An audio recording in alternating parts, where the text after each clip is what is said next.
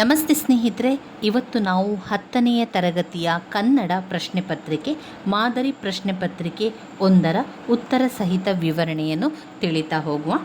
ತೃತೀಯ ವಿಭಕ್ತಿಯ ಕಾರಕಾರ್ಥವಿದು. ತೃತೀಯ ವಿಭಕ್ತಿಯ ಕಾರಕಾರ್ಥ ಕರಣಾರ್ಥ. 2. ಭೀಮನಿಂದ ದುಷ್ಟನಾದ ಬಕನು ಕೊಲ್ಲಲ್ಪಟ್ಟನು. ಈ ವಾಕ್ಯದಲ್ಲಿರುವಂತಹ ಕ್ರಿಯಾಪದದ ಈ ಪ್ರಯೋಗಕ್ಕೆ ಉದಾಹರಣೆ ಕರ್ಮಣಿ ಪ್ರಯೋಗ. 3ನೇ ಪ್ರಶ್ನೆ, ಕೆಮ್ಮನೆ ಪದವು ಈ ಅವ್ಯಯಕ್ಕೆ ಉದಾಹರಣೆ, ಸಾಮಾನ್ಯವ್ಯಯಕ್ಕೆ ಉದಾಹರಣೆ. 4ನೆಯ ಪ್ರಶ್ನೆ, ಏನಾದರೂ ಮಾಡಿ ಭಾರತದಲ್ಲಿ ಮೋಟಾರು ಕಾರ್ಖಾನೆಯನ್ನು ಸ್ಥಾಪಿಸಲು ವಿಶ್ವೇಶ್ವರಯ್ಯ ಅವರು ನಿರ್ಧರಿಸಿದಾದರೂ ಅವರ ನಿರ್ಧಾರಕ್ಕೆ ಬ್ರಿಟಿಷ್ ಸರ್ಕಾರ ಅಪ್ಪಣೆ ದೊರೆಯಲಿಲ್ಲವೆಂಬ ವಿಷಯ ತಿಳಿದಾಗ ಅವರು ಬಹುವಾಗಿ ಮರುಗಿದರು.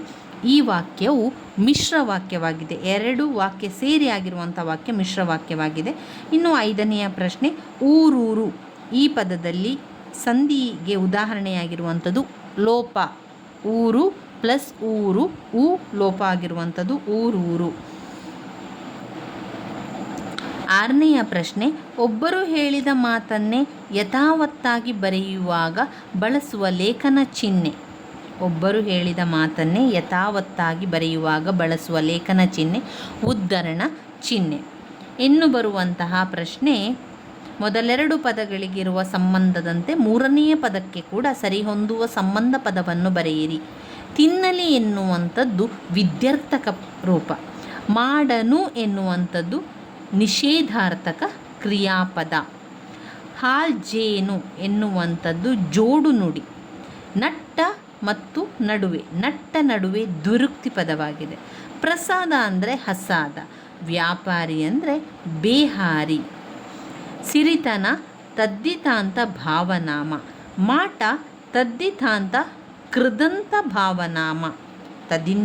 ತದ್ದಿತಾಂತ ಭಾವನಾಮ ಸಿರಿತನ. ಮಾಟ ಎನ್ನುವಂಥದ್ದು ಕೃದಂತ ಭಾವನಾಮ. ಇವಿಷ್ಟು 1 ಅಂಕದ ಪ್ರಶ್ನೆ. 4 ಆಯ್ಕೆಗಳನ್ನು ಕೊಟ್ಟಿರ್ತಾರೆ. 1ಅನ್ನು ನೀವು ಆಯ್ಕೆ ಮಾಡಿ ಬರೆಯುವಂಥದ್ದು. ಇನ್ನು ಇಲ್ಲಿ ಮತ್ತಿನ ಪ್ರಶ್ನೆ ಬರುವಂಥದ್ದು, ಮೊದಲ ಪದಕ್ಕೆ ಸರಿಹೊಂದುವಂಥ ಒಂದು ಪದವನ್ನು ಕೊಟ್ಟಿರ್ತಾರೆ. 3ನೆಯ ಪದಕ್ಕೆ ಸರಿಹೊಂದುವ ಸಂಬಂಧಿ ಪದವನ್ನು ನಾವು ಬರಿಬೇಕಾಗಿರುವಂಥದ್ದು. ಇನ್ನು ಬರುವಂಥ ಪ್ರಶ್ನೆ 1 ಅಂಕದ ಪ್ರಶ್ನೋತ್ತರಗಳಾಗಿದೆ. ಪ್ರಶ್ನೆಗಳು, ವಿಶ್ವೇಶ್ವರಯ್ಯ ಅವರನ್ನು ದಿವಾನರಾಗಿ ನೇಮಿಸಿದವರು ಯಾರು? ಮೈಸೂರು ಸಂಸ್ಥಾನದ ಮಹಾರಾಜರಾಗಿದ್ದ ನಾಲ್ವಡಿ ಕೃಷ್ಣರಾಜ ಒಡೆಯರು ವಿಶ್ವೇಶ್ವರಯ್ಯ ಅವರನ್ನು ದಿವಾನರಾಗಿ ನೇಮಿಸಿದರು. 12ನೆಯ ಪಾಯಿಂಟ್, ರಾಹಿಲನು ಮುದುಕಿಯ ಎದುರಿಗೆ ನುಡಿದ ಗಂಭೀರವಾದ ಮಾತುಗಳು ಯಾವುದು? ರಾಹಿಲನು ಮುದುಕಿಯ ಎದುರಿಗೆ ನುಡಿದ ಗಂಭೀರವಾದ ಮಾತುಗಳು, ನಾನು ಯುದ್ಧ ಮಾಡುವ ಮೂರ್ಖರ ಕಡೆಯವನಲ್ಲ, ಸಂಕಷ್ಟಕ್ಕೀಡಾದ ಮನುಷ್ಯರ ಕಡೆಯವನು ಅಂತ ಹೇಳಿರುವಂಥದ್ದು. 13ನೆಯ ಪ್ರಶ್ನೆ, ಮತಂಗಾಶ್ರಮದಲ್ಲಿ ವಾಸವಿದ್ದ ತಪಸ್ವಿನಿ ಯಾರು? ಮತಂಗಾಶ್ರಮದಲ್ಲಿ ವಾಸವಿದ್ದ ತಪಸ್ವಿನಿ ಯಾರು? ತಪಸ್ವಿನಿ ಶಬರಿ. ಲಂಡನ್ನಿನ ಪೇಟೆಯಲ್ಲಿರುವ ಸ್ಟೇಷನರಿ ಅಂಗಡಿಯ ಹೆಸರೇನು? ಲಂಡನ್ನಿನ ಪೇಟೆಯಲ್ಲಿರುವ ಸ್ಟೇಷನರಿ ಅಂಗಡಿಯ ಹೆಸರು ಊಲವರ್ಧ. ಊಲವರ್ಧ. ಹಕ್ಕಿಯು ಯಾವುದರ ಸಂಕೇತವಾಗಿದೆ? ಹಕ್ಕಿಯು ಕಾಲಪಕ್ಷಿಯ ಸಂಕೇತವಾಗಿದೆ. 16ನೆಯ ಪ್ರಶ್ನೆ, ದ್ರೋಣನು ಯಾರೊಡನೆ ಪರಶುರಾಮನ ಬಳಿಗೆ ಬಂದನು? ದ್ರೋಣನು ಅಶ್ವತ್ಥಾಮನೊಡನೆ ಪರಶುರಾಮನ ಬಳಿಗೆ ಬಂದನು. ಪುಟ್ಟಪೋರಿ ಏನು ಮಾಡುತ್ತಿದ್ದಾಳೆ? ಪುಟ್ಟಪೋರಿ ಹೊರಗೆ ಮುಸರಿ ತಿಕ್ಕುತ್ತಿದ್ದಾಳೆ. ಇನ್ನು ಬರುವಂತಹ ಪ್ರಶ್ನೆಗಳು 2-3 ವಾಕ್ಯದಲ್ಲಿ ಬರೀಲಿಕ್ಕಿರುವಂತಹ ಪ್ರಶ್ನೆಗಳು 2 ಅಂಕದ ಪ್ರಶ್ನೆಗಳಾಗಿದೆ ಸ್ನೇಹಿತರೆ. ಇಲ್ಲಿ ಬಂದಿರುವಂತಹ ಪ್ರಶ್ನೆಗಳನ್ನು ಹಾಗೂ ಉತ್ತರಗಳನ್ನು ನೋಡ್ತಾ ಹೋಗುವ. ಇದು ಎಲ್ಲವೂ ಕೂಡ 2 ಅಂಕದ ಪ್ರಶ್ನೆ.